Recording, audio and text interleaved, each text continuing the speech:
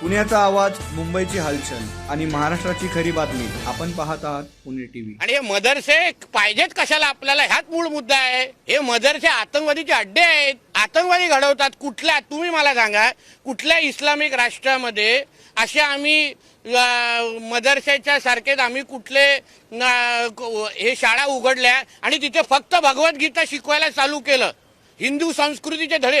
ह्या लोकांना इस्लामिक राष्ट्रामध्ये परवानगी आहे का हो आम्हाला? मग आम्ही कशाला हे मदरसेंचे हे लाड करायचे?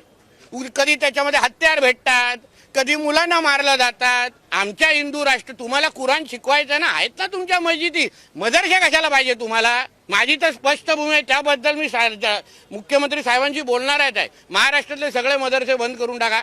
हे आतंकवादीचे अड्डे आहेत, आतंकवादी घडवतात त्याच्यात. आणि आमच्या इथे बसून तुम्हाला अशा वेगळ्या पद्धतीचे अड्डे चालवण्याची गरज काय आहे? कुराण शिकवत तुम्ही मस्जिदीमध्ये शिकवा ना. म्हणून त्यांना जो काय धडा शिकवायचा आहे ना, त्या मुलं ज्यांनी लहान मुलांना हात लावलाय, बघा पुढे हात थराथरा कसे कापतात.